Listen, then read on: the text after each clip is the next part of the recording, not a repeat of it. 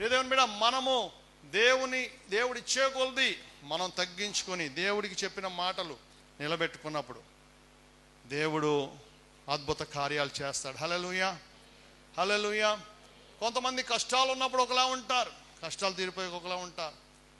ఉద్యోగం లేనంతకాలం చాలా దీనులుగా ఉంటారు, ఉద్యోగం వచ్చాక బిజీగా ఉంటారు, మందిరానికి రావడానికి టైం ఉండదు.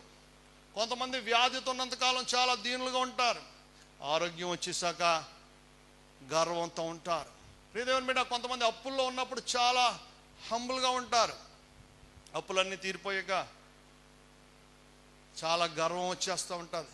దేవుని బిడ్డ, మర్చిపోతారు ఎంతమంది ప్రార్థనలు చేశారు, ఎవరెవరు ఎంతకాలం కష్టాలు పడ్డాం అనేది మర్చిపోకుండా ఉన్నప్పుడే పేతురు వలె నిన్ను కూడా దేవుడు హెచ్చిస్తాడు. పేతురు ఈ రోజున సంఘానికే తలగా పెట్టాడు. దానికి కారణం వెంటనే యేసయ్య కాళ్ళ మీద పడ్డాడు. దేవుని స్తోత్రం. యేసయ్య చేస్తేనే జరిగింది ఇది. అది నా ఎక్స్పీరియన్స్ కాదు, నేను ఎక్స్పర్ట్ని కాదు, నాకున్న తలాంతులకు కాదు. కొంతమంది దేవుడు చేశాడని చెప్పుకోరు.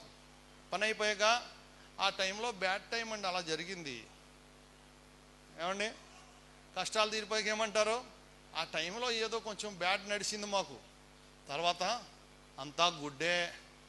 దేవునికి స్తోత్రం. దేవుణ్ణి పక్కన పెట్టి మనం ఏం చేసినా అది ఆశీర్వాదము కాదు. మన జీవితంలోకి దేవుడు ఎవరి ద్వారా ఆశీర్వాదాలు ఇచ్చాడో వారిని కూడా మనం విడిచిపెట్టడం మంచిది కాదు. కాబట్టి ప్రియ దేవుని బిడ్డ, దేవుని సన్నిధిలో ఆయన మాటకు లోబడి ఆయనకు విధేయులంగా